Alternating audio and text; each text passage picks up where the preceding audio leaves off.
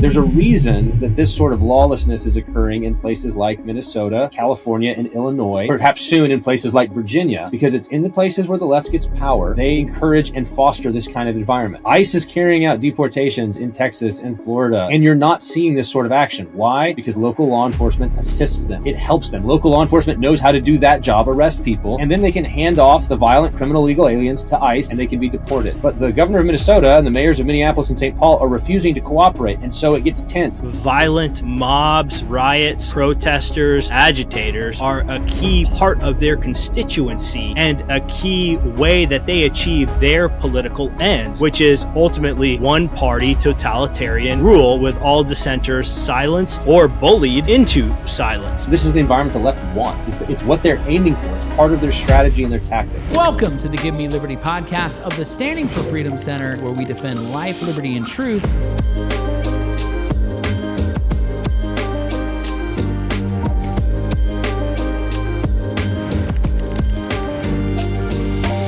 Welcome to a brand new edition of the Give Me Liberty podcast of the Standing for Freedom Center right here at Liberty University, where we defend life, liberty, and truth to ensure the foundations of freedom exist for the next generation. I'm actually joined by two very special guests, both friends of mine. William Wolfe, he's a longtime contributor to the Standing for Freedom Center on much of our content online. He's also the executive director of the Center for Baptist Leadership. And he also worked in the first Trump administration. He worked in the Department of State. Is that correct, William? State and DOD. Yep. And then also I have with me Pastor Joe Rigney. He's a theologian, author. He's a fellow of theology at New St. Andrews College, who previously served as president of Bethlehem College and Seminary in Minneapolis, Minnesota. And you are one of the founding pastors who helped start Cities Church in St. Paul. Is that correct? It is. Yes, I did back in 2015. That's great.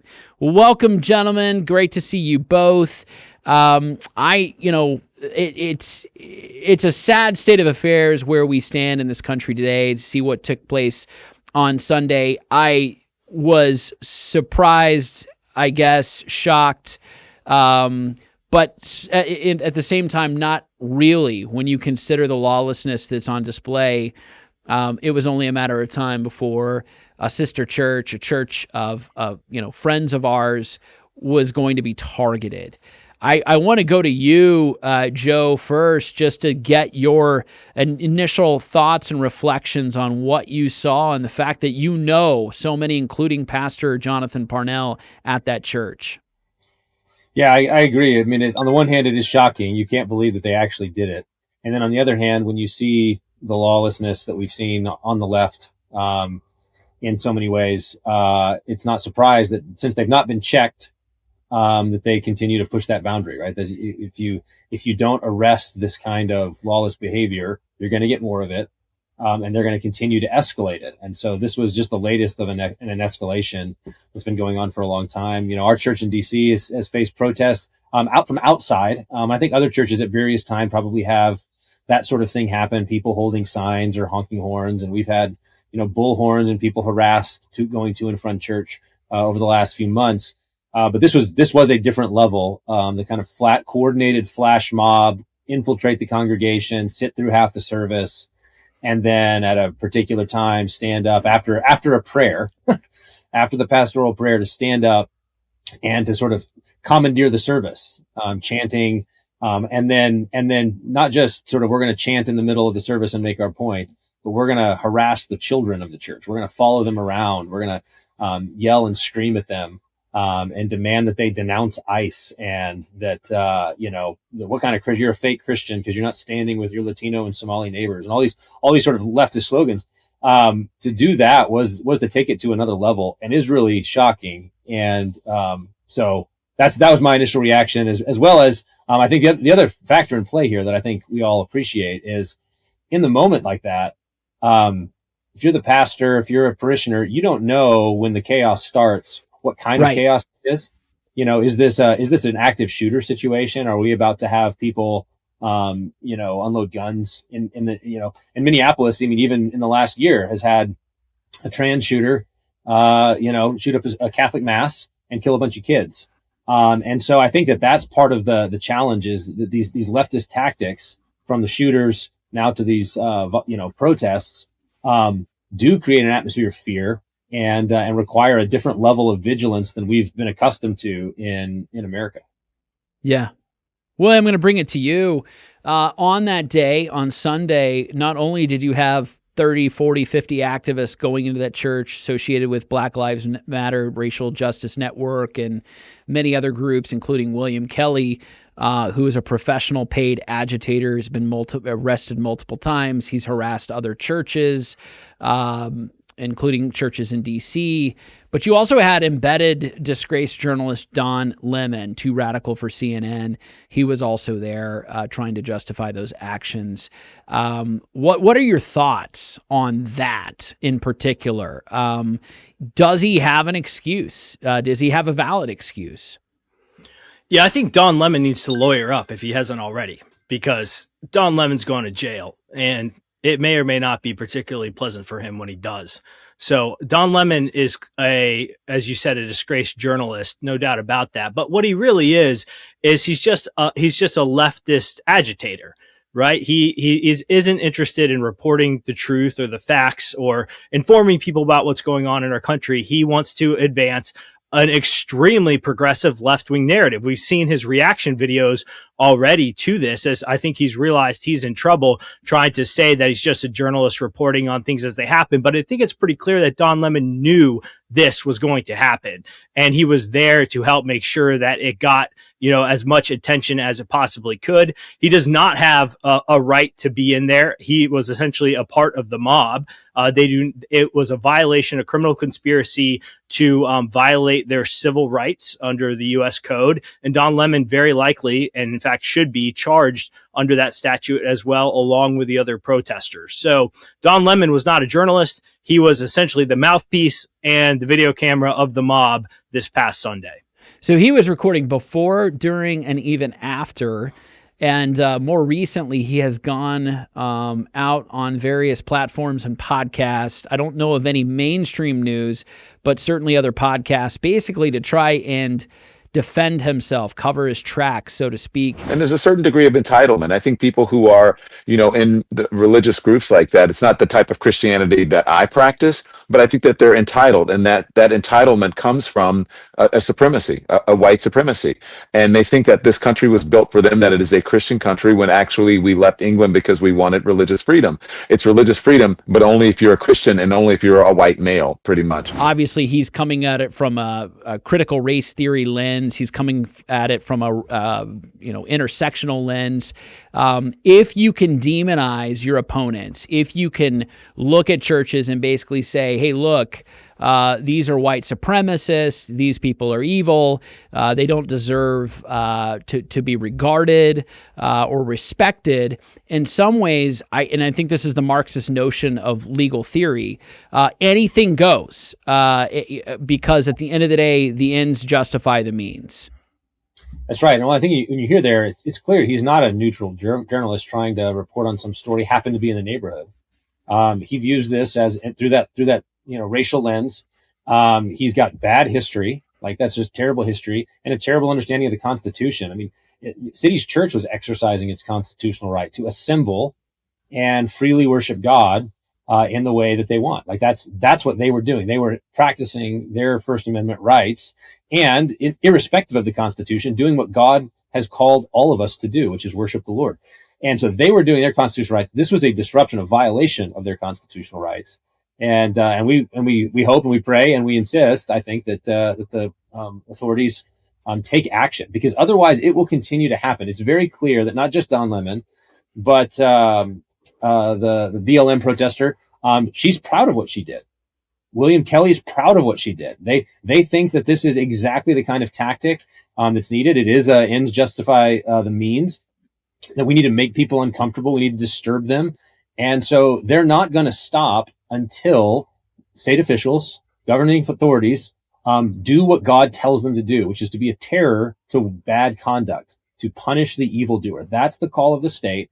And the challenge right now is that in the Twin Cities, in Minnesota, local authorities are refusing to do that across the board on a whole host of issues, whether it's cooperating with federal law enforcement in deporting illegals and getting child rapists, illegal aliens off the streets. They're not cooperating, so they're promoting lawlessness there. They're allowing these assaults on law enforcement, these protests and disruptions of law enforcement activity. And now, thus far, they've permitted, and their condemnations, even if they've had them, have been so tepid.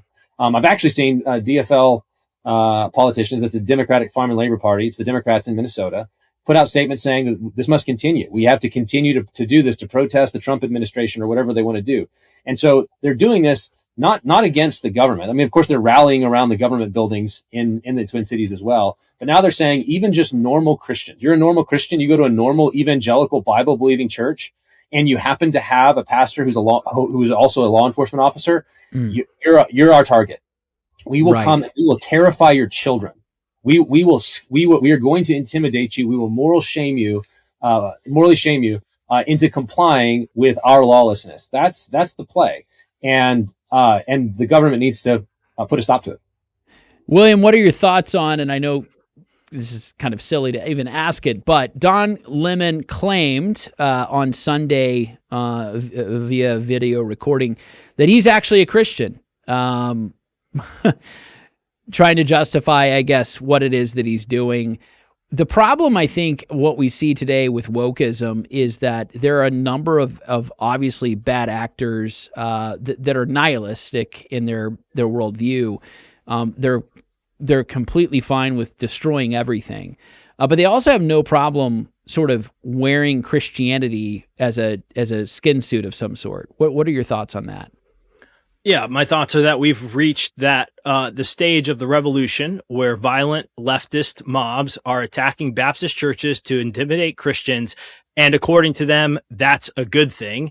And people like Don Lemon will justify it through a completely warped understanding of Christianity. I do find it quite remarkable that Don Lemon in one breath wants to make sure to clarify we are not a Christian nation, and yet he feels some sort of need to identify as a Christian himself, which I think just goes to show that however much you want to say that we're not a Christian nation, everybody really knows that we are. And that's why you try to use Christianity for your own political ends, even on the left, like Don Lemon. But really, these people they're progressives. They're cherry picking a very select few versus the idea of Jesus flipping tables in the temple, as if that justifies them going in and terrorizing a church when it's meeting on a Sunday morning, which it absolutely doesn't. And so I would just say that these people treat Christianity the same way they treat the Constitution and the rest of our American political system, which is they will use whatever they want to justify what they're doing, regardless of how little connection there is. And at the end of the day, as we've established here, might makes right. They feel so morally justified in doing this, which is really dangerous here. They think that they have the right to disrupt churches, and it's because there's only two people that the left hates more than anyone else. The first is a white American, and the second is a white Christian American, and they're coming for them, no matter what. I'm going to follow up to that and throw it back to you, William, and Joe, please chime in here as well. But I can't help but notice that just in the prior week, Christianity Today's editor-at-large, Russell Moore, former professor of mine even at Southern Seminary, has signed many diplomas of folks today that would be shocked, if you go back in time and say, hey, do you know your professor is going to be heading in this leftward direction? I think many people would have been shocked, but wrote an opinion piece on Romans 13 regarding Renee Good, gave no context as to really her death or the motivating factors and circumstances surrounding the ICE agent who acted in self-defense, but nonetheless talked about the abuses of Romans 13 and evangelicals. Here we are, a very target-rich environment in terms of the left doing all kinds of things to burn down cities yet again, destroy churches yet again, and yet we hear crickets from the evangelical left. What are your thoughts on that? Well, I would just say briefly that it's an abuse of Romans 13 to fail to do what you're commanded to do, right? So Russell Moore was trying to say that, hey, well, let's not abuse Romans 13 by defending the actions of ICE, which I actually think is completely legitimate. That's why government exists, to protect its citizens, to uphold good, and to punish evildoers. Illegal criminal aliens are evildoers. This is pretty basic stuff. And yet 48 hours more after this attack, Russell Moore has yet to denounce the governing officials in Minnesota and Minneapolis and St. Paul for failing to do their duty under Romans 13. So again, for Russell Moore, with every passage of scripture, it seems it's a choose your own adventure to help you land on the progressive side of things here. And I just have to say, Christianity Today, it took them 48 hours to produce a mealy-mouthed, both sides reaction piece. And Billy Graham and Carl Henry are just spinning in their graves as Russell Moore, Marvin Olasky, and Mike Cosper just desecrate the legacy of that once, incredible Christian magazine. Joe, any more thoughts to that? Yeah, I'm just trying to. This, conservatives fall into the trap sometimes of saying, "Imagine if the shoe was on the other foot." Switch the roles. But honestly, and I think when it comes to state action, I think we need to stop doing that. We just need to actually take stock of where we are and exercise power in order to put down violent protests, things like that. But in this case, with someone like Russell Moore, imagine if white supremacists had disrupted a church service of a black church. How fast do you think he would have been able? Would he have been able to say something? The thing is Russell Moore actually knows Jonathan Parnell. They've there was a time, like you said, where Russell Moore ran in similar kind of conservative evangelical circles, right, and interface. This is not, it's not even the fact that he's unable to muster the courage, because to do so, I think Trump broke him, and he just can't, all of his sensibilities are, how is this going to play among the squishy evangelical left? And so he can't even bring himself to condemn it. Right. And I also find it very ironic for someone who defended every level of COVID tyranny in the name of Romans 13. The government says, do this, you do it. The government, mask up, social distance, get the jab, all of those things. Russell Moore was the sort of person who was saying, this is what Romans 13, stop resisting, stop protesting, stop, that was Russell Moore. And then all of a sudden, when it comes to enforcing our immigration laws, all of a sudden we can take it or leave it. We can decide, maybe Romans 13 doesn't apply in every situation. There are exceptions. I just find that absolutely ludicrous, and demonstrates that what's actually governing his use of scripture is not scripture itself, right? Right. It's not scripture itself. What's governing it is modern progressive sensibilities that are being baptized by Christianity Today. Since 1971, Liberty University has had one mission: training champions for Christ. We've been at this for a while, and in the shadow of the Blue Ridge Mountains, we have grown to be a global force. Today, Liberty runs over 100,000 students around the globe, studying across 15 colleges and schools. And among them, over 30,000 military students. Across 700 programs of study, we train as one: nurses, artists, business leaders of the future and today. Together, we work to give back through service trips, local community work, and over 500,000 volunteer hours per year. And we play just as hard as we study, with 20 NCAA athletic programs and 40 club sports teams. So, who are we? We are Liberty University, and we train champions for Christ. I'll never forget when he was the head of the ERLC calling out Judge Roy Moore after the Obergefell decision and basically saying, if you won't live by this, you just need to resign office. That's how much he believes in federal power when it comes to leftist progressive agenda. But when it's an actual principled stand, he's nowhere to be found. It's quite illuminating. Well, Russell Moore is taking principled stands, Ryan. They're just the principles of the left. Yeah, that's right. It's the ironclad principle of wokeism. Here's my biggest concern, though, now. We have a president who has his mugshot because he committed no crime, and yet when the left is in power, that's what they do. And so they were able to get him to take a mugshot, to book him. He survived 2 failed assassination attempts on camera. we're doing a lot of things are happening across this country, which is great, but we need to see more action when it comes to, I believe, the DOJ prosecuting these cases. Now, having said that, I am fully expectant it will happen. It is happening. It is in motion. We heard Harmeet Dillon. We've heard from Pam Bondi. I have a clip I just want to play from Kristi Noem, who promised that arrest will be coming, perhaps as early as even like last night. And that pastor really did a remarkable thing there, trying to protect his parishioners. And even the parishioners, I imagine, have felt and feel intimidated. And they did, and there's going to be arrests in the next several hours, Greta. There will be arrests tied to that, and people will be brought to justice for how they violated the law in that situation. Well, Don Lemon is a journalist, and so I thought he was going, and so when I first saw it, I assumed he was going in as a journalist covering it. I mean, I go into bad places and ask questions all the time, but when his comment about the white supremacy all of a sudden made me think, well, maybe he wasn't there as a journalist. Yeah, well, Greta, not only that comment, but the fact that ahead of time, before this even happened, he said that he had conducted some surveillance before they went into this church. He identified individuals that were going in with him that were activists in the work that they'd done in the past. The fact that this entire situation was then posted on the Black Lives Matter website, all of that is something that they're going to be responsible for. All right, so you heard it at the very beginning. Arrests are coming. William, is this the right response?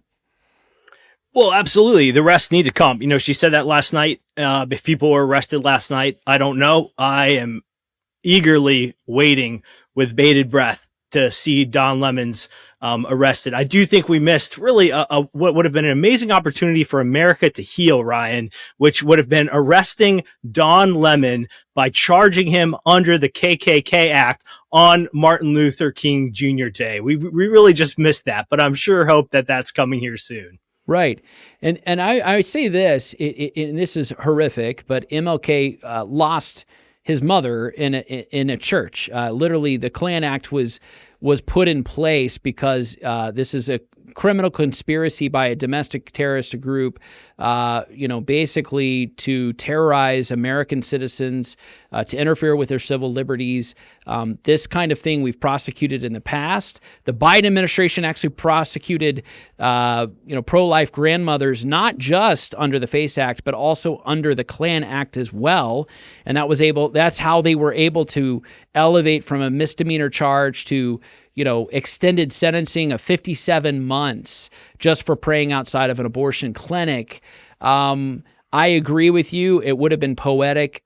Even still, I think one of the dangers of non-action, of inaction, is that if there is no prosecution, if Don Lemon, William Kelly, and others don't end up in jail, I don't think we have laws in this country if you can't prosecute. I 100% agree with that. I think that's true in a whole host of ways. There's a great essay from C.S. Lewis back in the day called "Delinquents in the Snow," in which he talks about the effect of lawlessness, of this kind of indulgence of criminality, and how eventually, because it expands, because it's not checked, because the law doesn't do what the law is supposed to do, which is to punish evildoers, eventually normal people get fed up, and you do end up with vigilantes. You do end up with people having to take matters into their own hands. And that's true of whether we're talking about the normal kind of criminality enabled by the left, the kind that took the life of Irina Zarutska in North Carolina last fall, whether it's the kind, of leftist aggression that took out Charlie Kirk last year, or the kind that we're seeing here. Like this is violent. It's awful. And so I appreciate the secretary saying arrests are coming, but until we see people not just arrested but imprisoned like that there needs to be follow through. I believe that William Kelly has been arrested before, right? He was the agitators at our church in Washington D.C. At one point he disappeared, and we heard, it's because he was arrested. But clearly he was let out for whatever reason and found his way to another church to harass and intimidate more Christians. So I do think we need to see action from the administration on this. One final question. I know, Joe, you're going to have to run here in just a moment, so thank you for joining us. But just one final question. On that note, even in the Commonwealth of Virginia right now, all kinds of legislation is happening under the new administration. Spanberger was sworn in on January 17th. But we're even hearing reports that mandatory minimum sentencing, even for child rapists, it being eliminated. There are bills that are going forward right now. Not only that, but an executive order that the state is not required, state law enforcement, to cooperate with federal authorities, not required to cooperate with ICE. That is the kind of thing that creates an environment for lawlessness. Basically, laws that have no consequences cease to exist. Right. No, absolutely. And I think this is one of the reasons I hope at some level that what happened on Sunday, that God uses it to awaken Christians who maybe are averse to the culture war, that say, I wish we didn't have to do this. I just want to be a good Christian. You have to realize, like, City's Church is just a normal evangelical Baptist church. It's not political. Like, they're the sort of Christians who, we want to worship Jesus. We want to love our neighbors. We want to share the gospel. It's that kind of normal church. But you may not be interested in the culture war. The culture war is interested in you. And if you allow it, if you don't have the fortitude and the courage to go, you know what, this is unacceptable, and it needs to be checked, to call for that, to demand that on behalf of your elected officials, to vote accordingly when elections come up, then it is a tipping point. There's a reason that this sort of lawlessness is occurring in places like Minnesota, in places like California and Illinois, and perhaps soon in places like Virginia, because it's in the places where the left gets power, they encourage and foster this kind of environment. ICE is carrying out deportations in Texas and Florida and places like that, and you're not seeing this sort of action. Why? Because local law enforcement assists them. It helps them. Local law enforcement knows how to do that job, arrest people, and then they can hand off the violent criminal illegal aliens to ICE, and they can be deported. But the governor of Minnesota and the mayors of Minneapolis and St. Paul are refusing to cooperate, and so it gets tense, and it gets more, and the passions get raging, and now we're in the middle of mobs and riots. And this is the environment the left wants. It's what they're aiming for. It's part of their strategy and their tactics. And so I think Christians really need to own that, like, to be clear-eyed about it and not to shrink back from the moment, but to lean in and to preach the word with boldness, and be willing to take action. Thank you, Joe, so much for those comments. Thank you for joining us. We'll let you go. William, stay right here with us. I want to go into another segment here real quick. In fact, another clip that I want to play, and this is Pam Bondi, who it was reported, I think, late last night that she is perhaps maybe on the ground in Minneapolis. Maybe this looks promising. Whether it's a public official, whether it's a law enforcement officer, no one is above the law in this state or in this country. And people will be held accountable. This state is a mess right now. We've seen the chaos, and it's constant. And our men and women in law enforcement deserve to be safe. And that's what we're going to do in Minnesota. It's not said in that clip, but elsewhere it was reported last night that she perhaps is on the ground in Minnesota. And I wanted to continue on kind of the line of thinking of what Joe had just articulated before he hopped off. And that is, this kind of new sense of normal. Whoever's in charge at the federal level, you have these laws here and it's going to be governed a certain way. And then whoever's in charge at the local or state level, whether it be a blue state or a red state, it's like, how are these laws going to be adjudicated? Are they going to be ignored? Are they going to be prosecuted? All of a sudden we have this new normal where it really is who's in charge in your state. That's untenable. We can't keep a democracy, or rather a republic, a Christian republic, together with a two-tiered system of justice. Well, that's exactly right. But the left doesn't want to keep our constitutional republic together. The left is a revolutionary party, and they have always understood that violent mobs, riots, protesters, agitators are a key part of their constituency and a key way that they achieve their political ends, which is ultimately one party totalitarian rule with all dissenters silenced or bullied into silence. And so what we're seeing happen here, Ryan, is really just the clear view of the Bolshevik, left on display here, where it's not just that they're accidentally lawless, they are intentionally lawless in the service of their revolutionary ends. So what we have in the United States of America writ large right now is really this great sorting between red states and blue states, where in red states, you can hope to have some sort of modicum of decency and the rule of law. And in blue states, it's become a free for all. And if you're not on board with the revolution, you will be an enemy. You'll be targeted. They will not take care of you. And so the federal government comes over this. And this is what makes it so difficult actually to restore order in the states, is our system of federalism, where the Trump administration can only do so much, right? They can't take over Minnesota, at least not yet. Right. And so, I mean, that would be sort of a constitutional crisis. So really, I think it just underscores for Christians, for law abiding citizens, blue states are not places you want to be right now, because they are actively encouraging this. They want it. I didn't prepare you for this, but I'm reminded of, this was the Fort Sumter moment. I pray this is not the case, that America is yet ripe for another civil war. But we're in a cold civil war right now. It is very clear that it's non-kinetic, and people are using all kinds of means and measures and protests of the law, and there's a kind of outright public rebellion that you're seeing on the left, and they are revolutionary. But is there a Fort Sumter moment where that began, that was the provocation that began the Civil War? It was the firing on Fort Sumter. I mean, it was after that Lincoln ordered the federal troops, to basically invade the Commonwealth of Virginia, and there you go. The rest is history. Do you think that kind of thing could end up happening? I pray it doesn't, but do you think we're there? Well, I don't think we're there yet.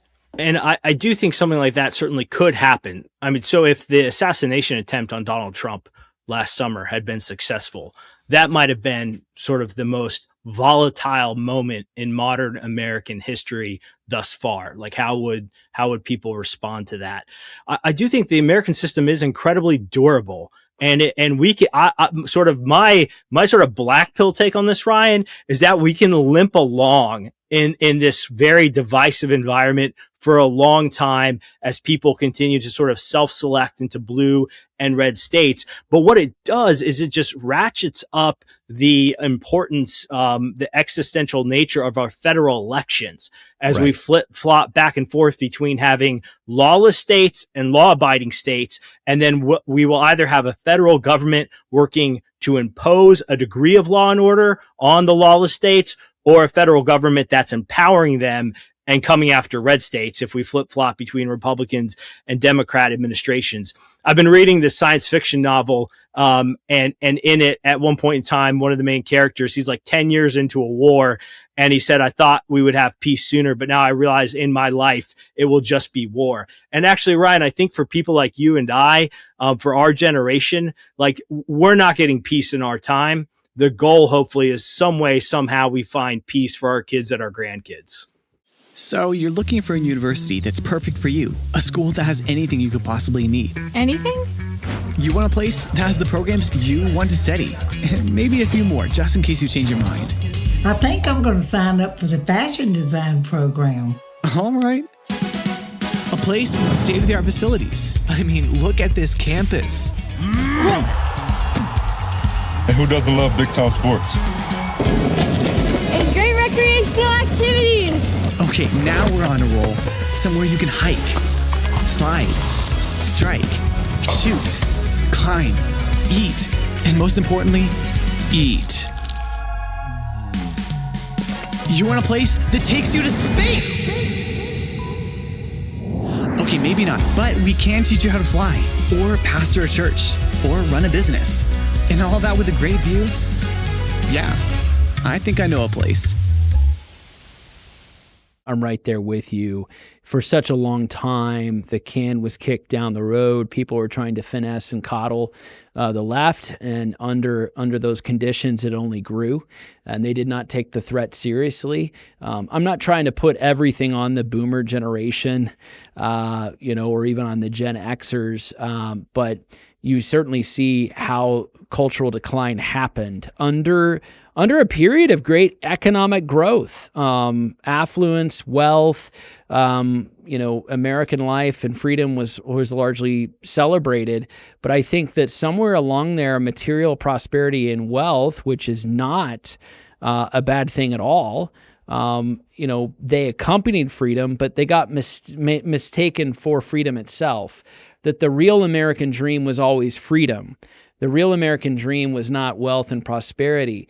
And as the revolutionary force of the left continued to grow, it was never fully confronted. It was just allowed to go. And then somewhere along the way, they went from protests in the streets to taking up the seats of power in our major institutions, including Wall Street, running our HR departments, and now they're chairmen of boards. And, this is the ideology. We're going to have to spend the rest of our lives devoted to fighting this in order to win.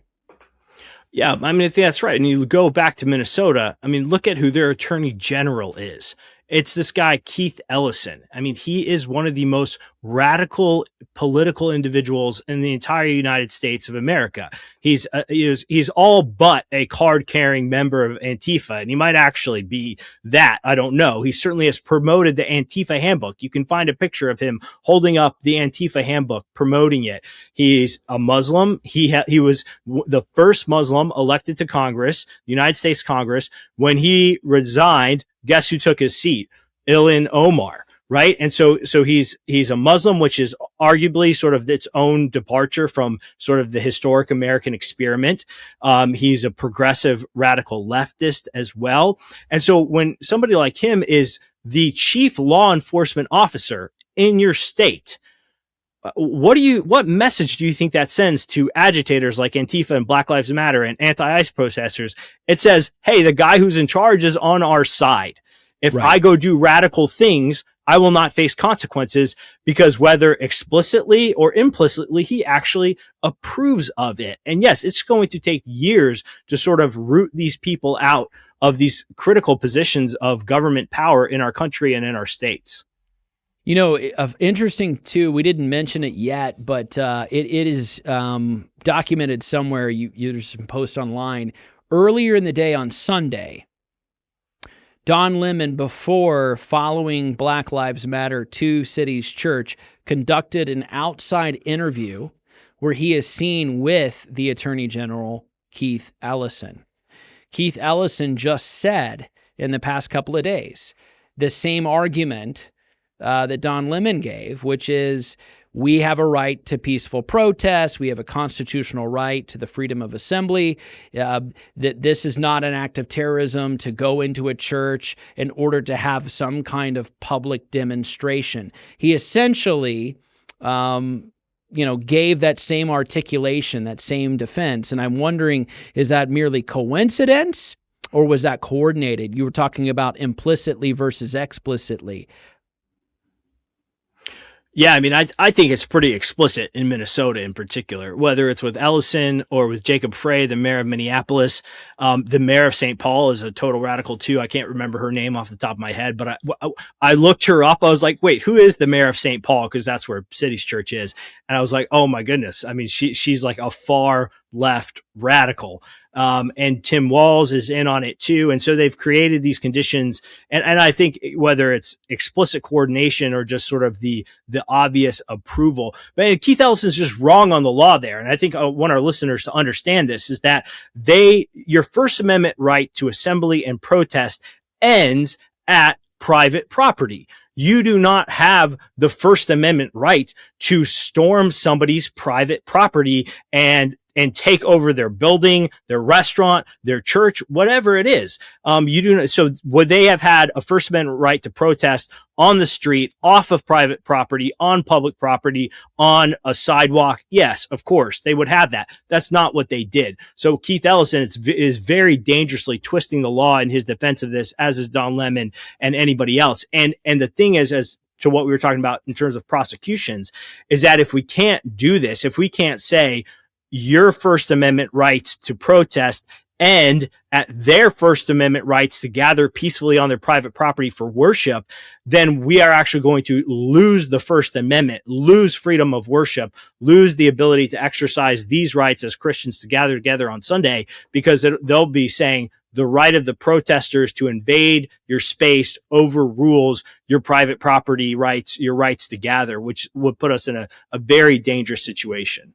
Under Biden's Department of State, it was essentially Antony Blinken that articulated back in 2021 upon taking office that sexual orientation and gender identity would supersede international religious rights, that would be the premier rights that America would go and defend publicly, internationally. That was a part of their agenda.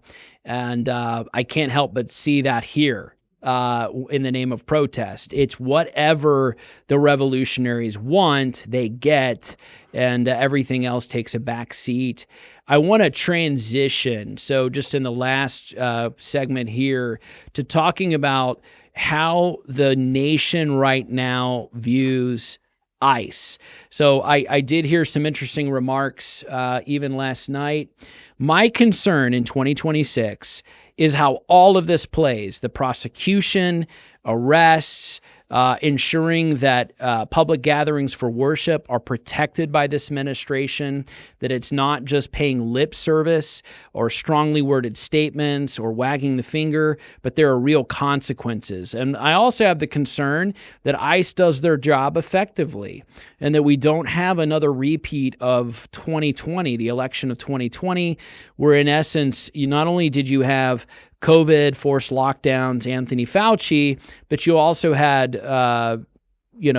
George Floyd, the mostly peaceful protests, the Summer of Love, like all of that happened in the after. It sowed chaos, and people were distracted. They were focused on that. Meanwhile, plans were being laid out for how the election would essentially be stolen.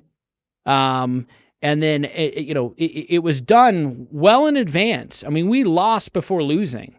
And so, ICE, it's very important that ICE is successful, but also that the public opinion recognizes that in their legitimate performance of their constitutional duty, they are actually a net benefit for the entire country. Most people have to see it that way. If they no longer see it that way, it's a failure of messaging.